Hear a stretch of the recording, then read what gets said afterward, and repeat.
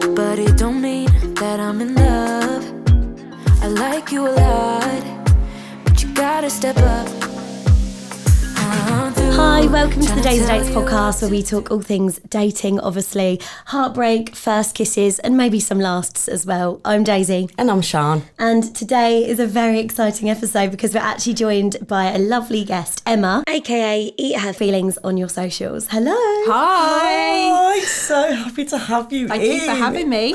Yeah, very excited. So we came across Emma's socials and we were like, we absolutely have to get her on because she talks, well, you talk so openly and honestly about your journey in dating so far and your healing journey as well. But before we start, got a little bit of a game for you. Okay. We want to get to know you a little bit more. So before we get into the this or that, I just want you to tell our listeners, well, how would you describe yourself in 3 words? Oh, okay. In 3 words: fun, funny, and talkative. Love it, because fun and funny are different things, to be fair. So yeah, fun, funny and talkative. Great.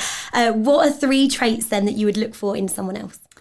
Oh, emotional availability is massive. We did a fist pump then if you're listening. Good communicator and can make me laugh. Love that. Yeah. We both said good communicators actually, didn't we, Naz? Yeah, we did. All So about the important. communication. We said people at our age now are like, we want communication. That's what we want most. Yeah, absolutely. Okay, a little bit of this or that. So just answer the preference that you would choose or the one that you just are like, yes, about first. Okay, so in terms of dating, camping or candlelit dinner? Candlelit dinner. Kissing or snuggling? Snuggling. Sian, you would want me kissing, wouldn't you? I love kissing so much. Movie night or go out and glam up? Oh, go out and glam up. You cook for him or him cook for you? Oh, him cook for me. Wine or beer? Wine. Vacation or staycation? Vacation. Day or night? Night. Words or actions? Actions. Take out or dine out? Dine out. Okay, can you tell us an ick that you have? Yeah. I always feel really bad saying this. Android phones. I've never heard that one before. No, that is a thing. It is a thing. No, you know what? It's not even just them having an Android phone. It's like when you receive a text and it's that weird emoji that's like a blob. Yes. Yeah, it's just, I've had an iPhone since like day dot and it freaks me out when they don't. And I know that's really weird, but it's it's not for me. Mine's when boys cry at films and that's a bit niche as well. Really? Yeah, it's not real. Stop crying. Oh. You don't like the emotion. Like if it's like about their past or someone's died, then cry your heart out. But you know the dog's alive, don't you? Marley and me, like the dogs. This is talking from experience. Marley and me was what put me off. I was going to say it's Marley and me. That's the only one I've ever cried at. I was like, the dog's alive. It's just an actor. It's not actually dying. Let's not cry about it. God, I'm obviously not emotional. You're judging me, Daisy's judging me. My ick is a fish pic. Yeah, she On a date hates night. a fish pic. Them holding a fish. Oh, I was like, what's a fish pic? I know, it's that niche. Yeah, when they're just, oh no, it's disgusting. Yeah, Like, horrendous. It's disgusting. Who on earth thinks that that's going to be like, oh yeah, baby, future husband right there? that's what I've been looking for. Yeah. Or golf. I don't like boys that play golf, to be honest. Well, you'll be a golf widow if you go for a guy that plays golf. Yeah, it's like a whole day event. Yeah, that's that's what I'm it. saying, They yes. leave you all the time just for Yeah. golf. I like, what a boring sport. You It's might an as well play all-day cricket. thing. All day, every weekend. Yeah, Yeah, I'm feeling that. No, thank you. And lastly, Emma, will you describe your perfect type? Oh, my perfect type. Okay, very stereotypical, tall, dark, handsome. Lots of tattoos. Okay. I love tattoos. And just, do you know what? Someone who's got a good sense of humour and is funny. It actually doesn't matter what they look like. If they can make me laugh, that is honestly what I go for. Humour. Sounds like more your Yeah. type than mine. Yeah, I would say height isn't a thing for me. But yeah, typically handsome. I call my type universally fit. The kind of guy that most girls would double take. That's kind of my guy all round. Not mine. Mine's a geek. Yeah, but that's where you've got your niche. You Got my little should niche. have the pick of the bunch. Well, I do. No, I don't. They don't go out that much. She does. She's having a great time. So, Emma, you share your story and your dating journey like so openly on your socials. So today we wanted to get you in to like talk about what makes you talk about it so openly, why you wanted to start it, and actually about your healing journey as well. Because we often talk about healing and people need to heal, but what does that actually like involve when we say that? I think some people don't necessarily know what that means. Yeah, and I don't think I've done the work personally on my own stuff, but not within relationships. And when I watch your stuff, I'm like, she's really doing the work, and I think a lot of people would learn from it and show that you can do the work that side as well, not just personally, but in a relationship you can still keep working. Yeah, it's a really good point. So maybe take us back to the beginning, because I know that you had a relationship coach, you're also in therapy. So maybe start from relationship coach and kind of why you decided you wanted to go. Okay, so relationship coaching, I had been single for about a year when I started that. And my last relationship was very toxic. My relationship before that wasn't great. And there was like these string of bad relationship after bad relationship. And at that time, I don't even think you could call it a situationship. It was like basically involved with this guy who didn't want a relationship, but I was still lusting after him. Yeah, I'd say there's a situationship. Yeah, and it was like I was just so involved in something that I shouldn't be involved in, basically, and I was breaking my own heart. Oh. And so it got to the stage where, you know, when you're sick of your own shit, and it was like, I'm going to keep repeating these patterns unless I do something about it. And I was in therapy, but therapy, obviously, I talk very in depth about my eating disorder, childhood trauma, stuff like that. So I wanted something quite niche where I could just talk to somebody about relationships and work on that. Because I knew the stuff I had to work on, like my anxious attachment, like was sky high. I was like, I've got to do something about that. I've got to do something about thinking that all men are liars, all men are cheaters, all men manipulate. Because I was like, I'm doing stuff on my own, but it's not working. Yeah. I'm watching all the videos, I'm following all the people on Instagram, but it's not clicking because I'm in the same situation that I always find myself in. So that's when I turned to a relationship coach, because I thought I need some professional help. So you went to a relationship coach when you were single, didn't you? Yes. So how did they help like structure certain thoughts? So I went to her and I told her what I wanted to work on. And we started where we literally like picked apart every relationship that I've had, which, do you know what, was hard, but also really needed. Like sometimes it's nice to have empathy from somebody to be like, yeah, do you know what? Like you have gone through quite a lot here. Empathy for yourself. Like they can teach you, like be kind to yourself as well. And like, it's okay that you feel this way. Exactly. And for someone to be like, yeah, what he did, like that's not okay. But it doesn't have to rule the rest of your life. So we started by picking apart all of that and then picking out all the patterns and all the behaviours that I keep repeating. And then we started working on what I was going through at that time with the guy that I was involved in. And so it was really good to have that in a parallel at the same time, because it's like we would split our sessions. I would talk about him and she would give me advice, and then we'd like relate that back to things from the past, because it would be like, right, well, why are you choosing him? Why do you want him to choose you? What does he remind you of? And I'd be like, oh, he reminds me of my ex-boyfriend. And all these things would like link up together. And then we started working on the negative beliefs that I had around men, and with her being like, do you really believe that all men are shit? And I was like, well, no, like I know there's good men. So she would be like, give me an example of good men. What good men do you have in your life? Like, and that was a struggle. I'm not going to lie. That was a struggle. Yeah. And she would be like, you know, give me an example of people you have in your life where they have a really good relationship. Again, that was a struggle. I don't feel like I'm surrounded by loads of people who have an idyllic relationship. But yeah, session by session, we were kind of picking everything apart. And then she would give me homework as well, which I was a bit resistant to homework because, I mean, I didn't like it in school and I don't like it as an adult. But it was good. A lot of it was like journaling prompts. So it wasn't like hard-hitting homework, but it was stuff where you have to set aside time and sit down and really like unpack some difficult stuff that you're going through. Do you think because of where you was at, like the place that you was in, you were very accountable Like you've just said, like, I know I was doing stuff wrong. I know I was causing half this. Like you said, didn't you, in the episode past, like, this was me now. This is me now causing this.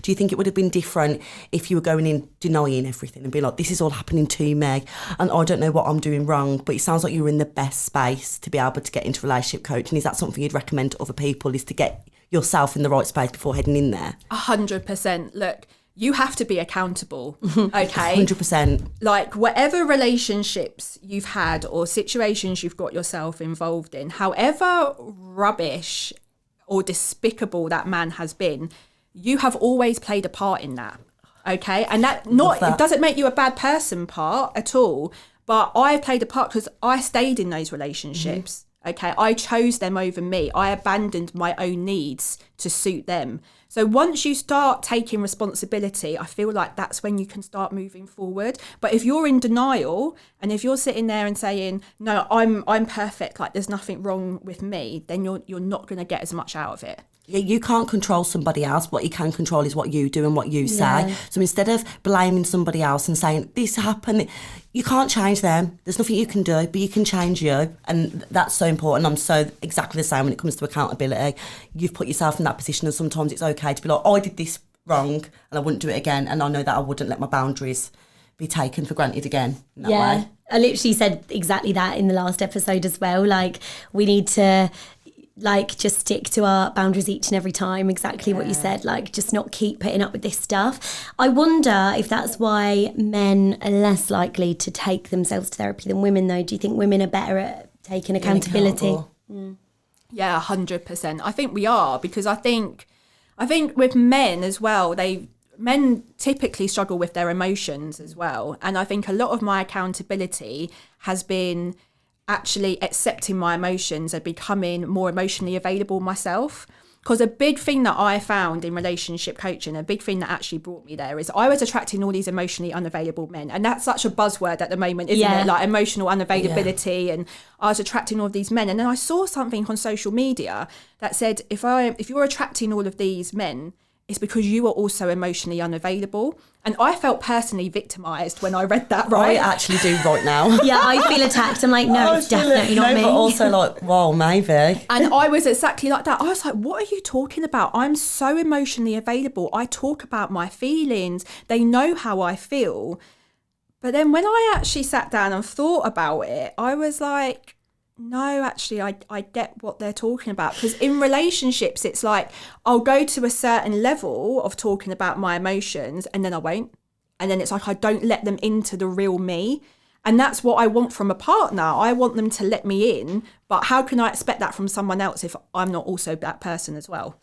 So how did a relationship coach help you to see that for yourself? Like, what did it require? You must have had to put in so much work to like... Or was it that when you saw that post that said that, was it like, because you're saying it to me now and it's like a click in my head, like, I overshare, but is my oversharing in my brain, is that me being emotionally available? It's not really, is it? It's just sharing a load of stuff. So was it like that? Did you see something and think, oh, down here? Yeah, that was like a light bulb when I saw that. And I was exactly the same as you. I was like, when I'm in relationships, I share everything. I tell them about my eating disorder. I tell them about my mental health and what's gone on.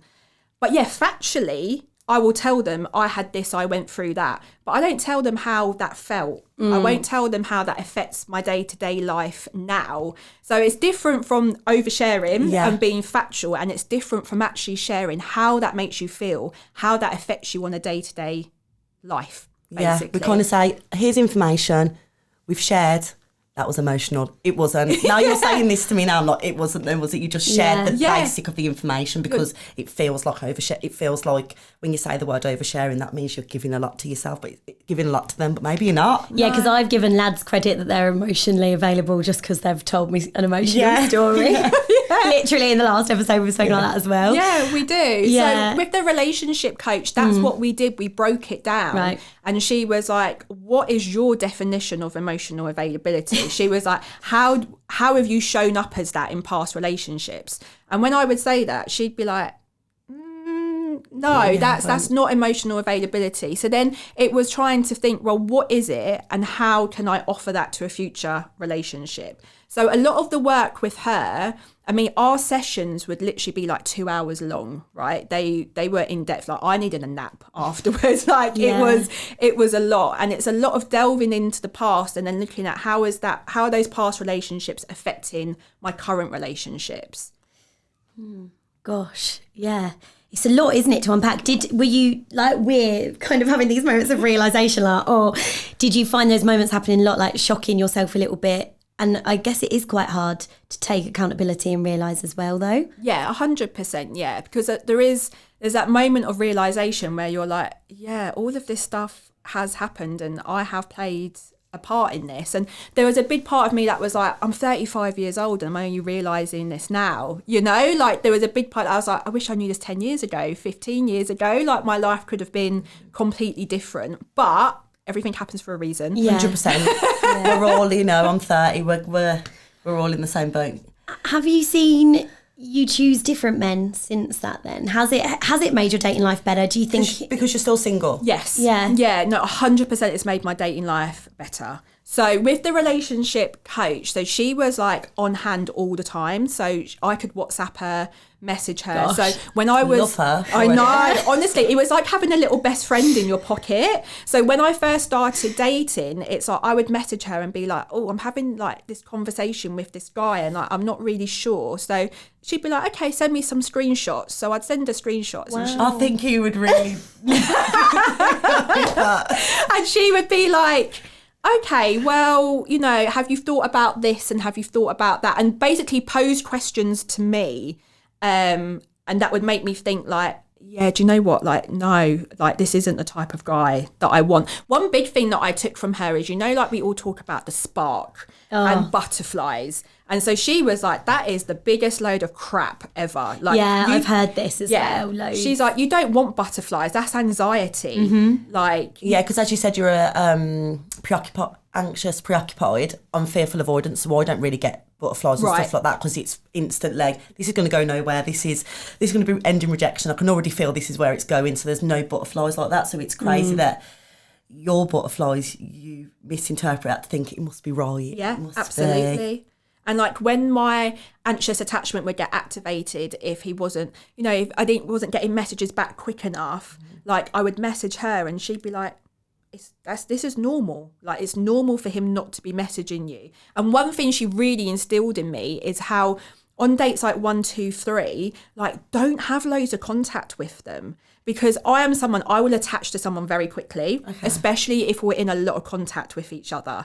And if you're having a text relationship with somebody, then you're building up this false sense of attachment to them because you don't know them, but you think because you're sending 25 messages a day that you do know them. Yeah, and then I've done that, but with voice notes, so it feels so familiar. And my mum listened to some of the voice notes like, do you think he does this with every girl? Because you know so much about his life, every moment in a voice note is panning out live. I think that's where we're too familiar in this like tech age that we're in. Absolutely. Yeah, and again for me, it's more. The more I give of that, the more I overshare and get to know them. I won't live with the regret that I didn't do. I didn't give them enough of me, or they didn't know me well enough. Or if it ends, then I'm like, at least they know everything about me, and it's ended, and they've rejected me because of an actual valid reason, because they know me, and that's for me. I don't get attached through texts, but I do think I've given you everything there, which is still not great. And I hope people listening know, like, your attachment style does really change how you're viewing these things, because all three of us view it all so differently. Yeah, absolutely. And what did you find was the difference between going to therapy then and a relationship coach? Because I'm intrigued about that. So there is a crossover. There is a crossover between coaching and therapy. Obviously, a coach isn't a therapist. So like my therapist is a psychologist, like she's got all of these qualifications. A coach is very different to that. But there is a crossover because you do talk about things from the past and you do unpick it. I think the biggest difference between, like, when I'm in therapy, a lot of it is thinking back to what's happened in my childhood and how has that shaped me as an adult.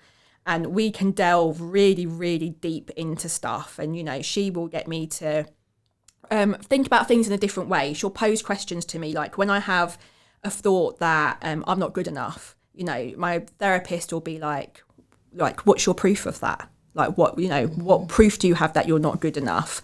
And a coach is more, I feel, thinking towards the future. So it would be like, for me, when I was in coaching, I wanted to get out dating, but I was too scared to do it, right? I just felt like, I was like, no, I'm too scared. I don't want to do it. So it was like, right, what can we do in the future to get you back out there dating? It's a lot more...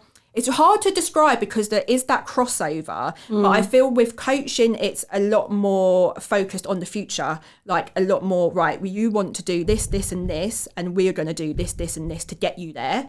Whereas therapy is a lot more like, okay, let's sit back and let's delve right into the archives of what's happened in your life and how that is shaping you right now. It's a lot slower. Like questioning why every step of the way. I was in therapy and it's like, okay, why did that happen? We get to that. Why? Okay, and why did that happen? We get to that. Yeah. And why did that happen? It seems like the relationship coaching was a little bit more, right, we've got it, let's move. We've got it, let's make a step. Is that what you kind of mean? Yeah, coaching is a lot faster paced. Because I worked with my coach. So I had 12 sessions, but it was like every fortnight. So it was like split over a long period of time.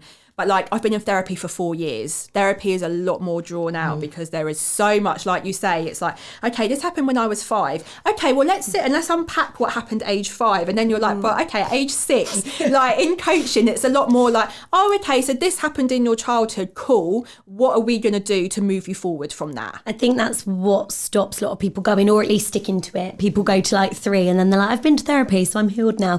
They don't realise that it's like an ongoing process as well. Have you got anything specific that obviously you'd be willing to share as well that came up from your childhood that affected the way you dated or the kind of men that you went for? Yeah, so I was adopted when I was a baby. And I've known all my life that I was adopted, but honestly, it wasn't until last year, I want to say, that really I started to realise how it's affected every single part of my life.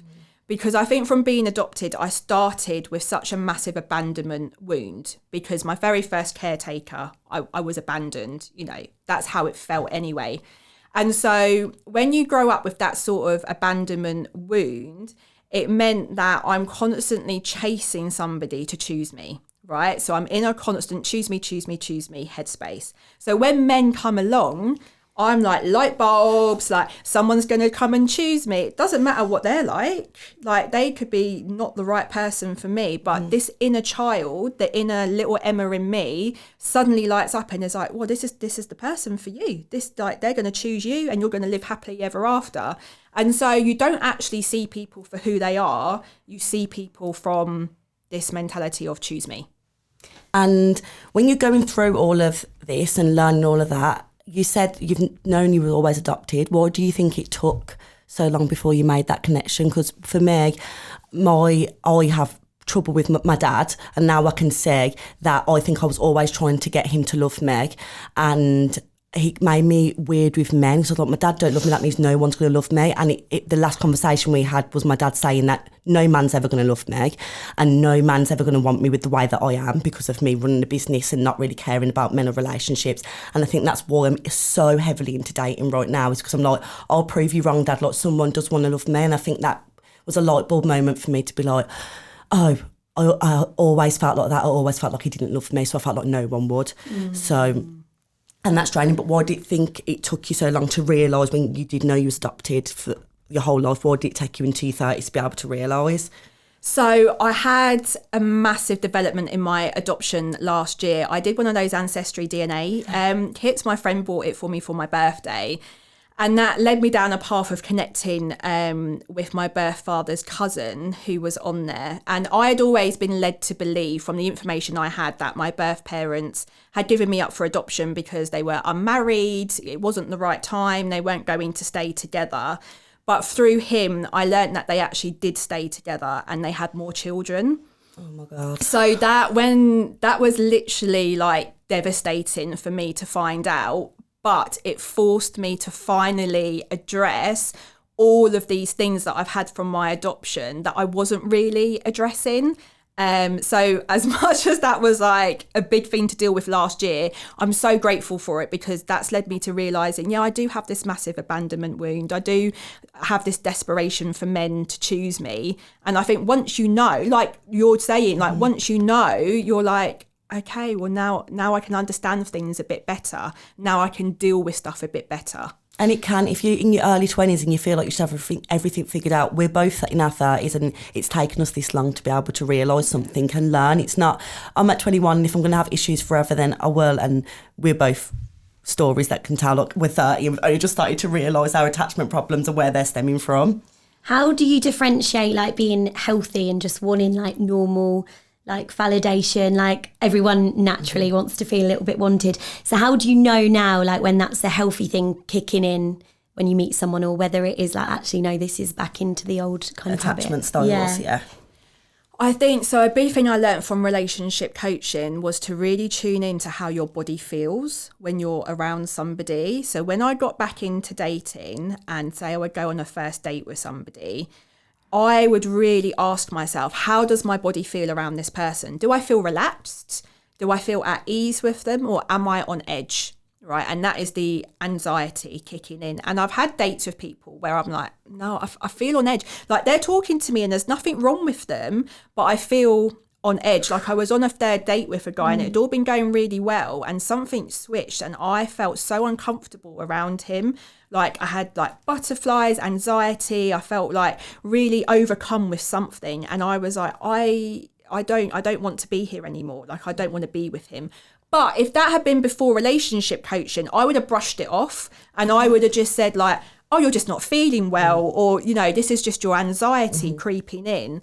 Whereas I feel like if we tune into our bodies tell us so much before our brain does. Like your body can recognize something. And when you're talking to somebody that your brain can't consciously comprehend, but your body is saying, oh, do you know what? Warning flags, yeah. Yeah. It's like when you've got like your intuition or your gut feeling, like I think we really need to tune into that a lot more. Yeah, and just stop trying to make excuses for the way that our body's feeling. Like you said, you could have just said, I'm not feeling well, or it's just my anxiety. When I ended it with the last boy that we spoke about in episode 1, the next day my brain was quiet, and it had not been quiet like that for the entire time that I'd been seeing him. And when it ended, I was like, oh, that's a relief.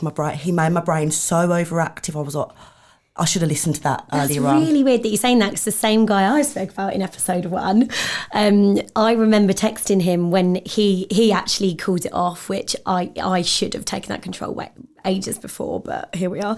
And I actually said, you know what, I'm so relieved. You must have just been so bad for me, because I'm just so relieved. Like, just everything that I had worried about that he was doing and how he was treating me and how he was behaving, I was right the whole time. The gut is always right, no matter what it is. Has it ever been wrong? Listen to your body. Ever. Yeah, ever.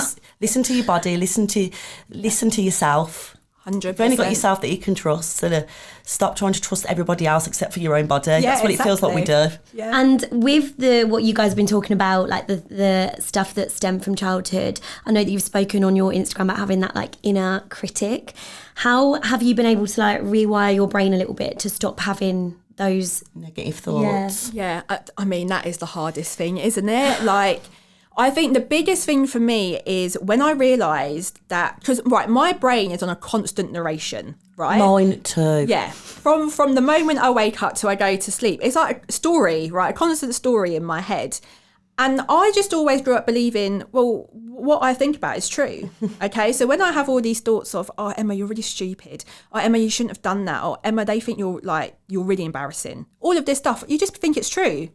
But once I realised and got told that actually your thoughts are not facts. So whatever you think doesn't mean that it's true. So when now I have thoughts and it might be, oh, Emma, like you're unlovable. I tried to observe it. It doesn't always work, but I tried to observe it and say, okay, just because I've thought that doesn't mean that it's true. And I always look for evidence. So what is my evidence that I am unlovable? And let's be honest, all the time you'll come back and you'll be like, there is no evidence. Yeah. Like, it's just a recurring thought that I have in my head. But because you've thought about it from such a young age, you just grow up and you just think, oh, it's true. But then if it's, and this might just be a fearful, avoidant thing, but then if something's good and someone's being nice, we'd let that go out the window, like that thought didn't even matter. But that one's true. But why can the good one not be true, but all the fake ones are true? But the good one, and you are nice, that's false. That's not fact at all. But all the horrible ones, they've got to be true. Like, why do we pick those thoughts? Yeah, and it kind of goes back to what I said in a previous episode about make your own narration and closure for something when it ends. You kind of have to, again, narrate your brain to be like, well, why... In a breakup sense, for example, he broke up with me because I'm this, I'm too business-like, don't sit in my feminine energy enough. No, like rewire it. He did it because of, he's got his own shit, or he's got, maybe emotionally unavailable. You've got to like rewire it, then put it all on you. Obviously take accountability where you need to. But yeah, I think that's an important note. Look at the evidence, I think. And always question your thoughts. Yeah, that's a big thing.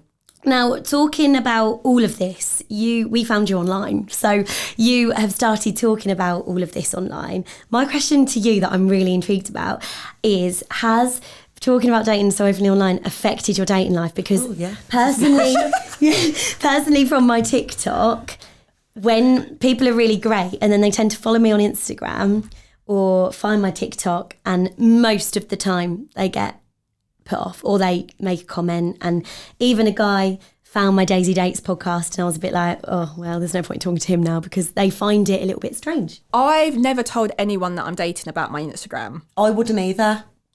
Well, no, I don't tell them, but they find it. Oh, they find you. I won't tell people about my Instagram. I tell them that I don't have Instagram. Maybe that's what I should do. Maybe that's what I should do. But obviously, when you're meeting online, people need to find out you're a real person. Well, I have two separate Instagram, a personal and a work. So I should give them a personal and don't put anything on there. Or I think sometimes... So I used to say I don't have Instagram, and then I thought, oh, okay, that makes me sound really dodgy. So then I said I do have Instagram, but I don't post anything. Okay. So there's no point in following each other. Which most lads say. Yeah. So Yeah, true. I mean, look, in my most recent dating escapades, I've never got past date 3. Okay. Right? So it's never been like a massive thing. I think if it went further down the line, it's probably something I would open up to them about. But I think similar to you, I would be like, what are they going to think? Like, what? Because I have like stress that the last boy that I was dating can see all of these because we worked together, so he was already following me.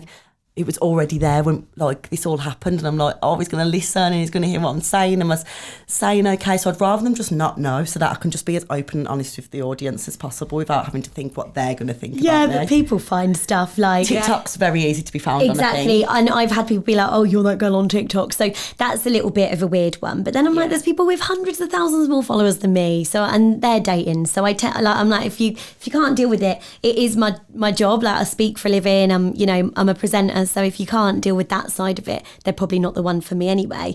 But how have people responded, as in, women and men followers as well? How have they responded to the content that you put out? Because you're so real and honest and open.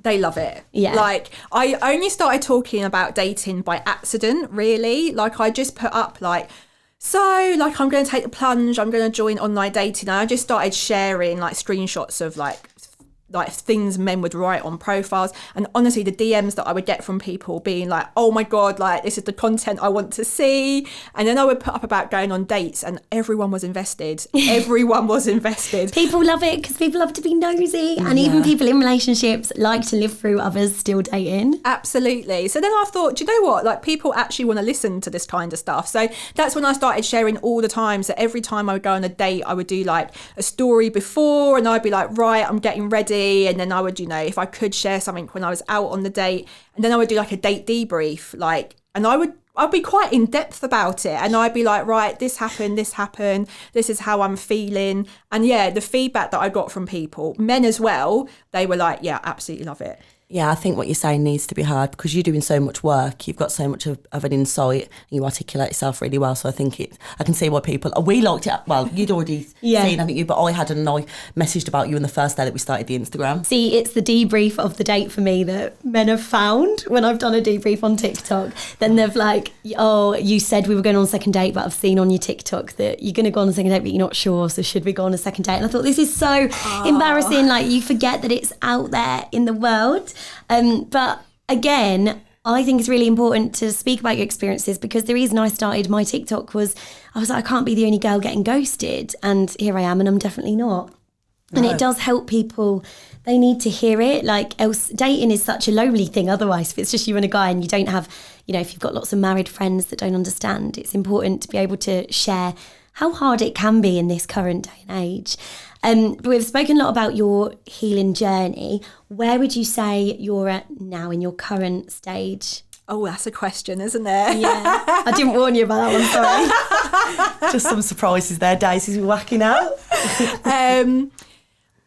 Do you know what? I feel like you never come to the end of healing. I feel like healing is a lifelong thing, because something's always going to crop up. And I feel like for me, I've done as much healing as I can as a single person. Okay, I think that, yeah. My next step of healing will be when I'm in a relationship, because you are going to get triggered when you're in a relationship. It doesn't matter how healed you are going in there, something is going to trigger you. So I know that's going to be my next step. When I find that person and stuff arises, my anxious attachment comes out to play, that's when I know that I'll have a lot more stuff to work on. But it's human, because when you meet somebody, even if they've done the work, you're still humans that are trying to live together, and it's always going to be hard, but you're doing the work, and that's the most important thing, I think. Yeah, and I think it's important to navigate that it is still normal to have issues with people and problems and feelings that come up. We can't put everything to a name like, oh, this is my anxious attachment. Like, sometimes we're just human and you get a feeling and it's just an emotion, and that's what we're here to feel. So I think that's important as well, to recognise that, yeah, healing is an ongoing process, but also you're also just you, and the emotions that you feel are really, really valid. And I always say that our partners are out there, and I'm so excited for them, because we've been doing the work, and you're so lucky to have us when you want to appear. no, they literally are so lucky, honestly. At least we think so anyway. Yeah. I've got a finale question for you. Okay, for all of us. Can be. I haven't prepared for this. Okay, though. right. My finale question is, would you have changed anything about your dating journey so far? Oh, no.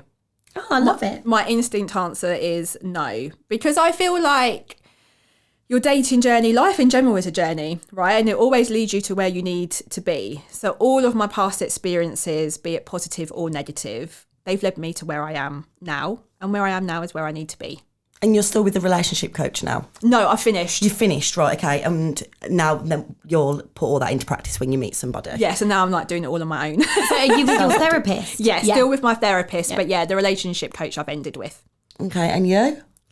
Oh, would I change anything about my dating journey? I'll flip the question to her. Yeah, I like being on this side. You know what? I've got to agree. I don't think, I wouldn't change anything about my dating journey. I think everything happens for a reason. Fate is fate. However, I am trying to work on not being so negative about dating. A common conversation I'm having at the minute, particularly with, I don't want to give him airtime on this podcast, but with a lot of the Andrew Tate stuff coming up online, lots of different opinions that you're seeing online, but like genders versus each other, women versus males. I'm trying to not get sucked up into the negativity of like men don't like career women and men are looking for this. Like, we've got to stay positive. Everyone has to stay positive. There truly is someone out there for everyone, and it's just about finding them, and that's a numbers game. Absolutely. I think I wouldn't change my dating. I don't know if I would have done such a large break, so I chose to be single for 7 years. Okay. I don't know if I would do such a large break, and I also wish I knew about attachment styles earlier. If I could change anything, because in 6 months that I've learned that I'm a fearful avoidant, I feel like I'm already halfway to secure just by knowing what it was and questioning those thoughts. So I wish I would have learned about that sooner. But hey, you can't regret it. No. Well, I think that's good. We're learning. We're moving. That's all we can do, right? Absolutely. Okay. Well, thank you so much for joining us. Where can people follow you? So I am on Instagram at Eatingherfeelings. I love the name. Thank you. Yeah, I really do. And I think the stuff that you're doing is really needed, so thank you for coming on. I think this will help a lot of people. You've given me some bombshells to think about, that's for sure. So check yourself. Thank you so much. Thank you for having me. You're so welcome, and we'll stay in touch, keep updated with your healing journey, and hopefully the lovely man that you meet very, very soon. I'll let you know when he comes along. We're going to all be married We'll bring him on. Yeah. You can follow us wherever you go to get your podcasts. We're also on TikTok, Instagram at DaisieDates Podcast, and we've got a Facebook group which is DaisieDates, but that is actually just for women, because I'm keeping that a safe space for women to overshare their dilemmas and be there for each other. But everywhere else, everyone is welcome. Yep, and we will see you next time. Bye. I'm not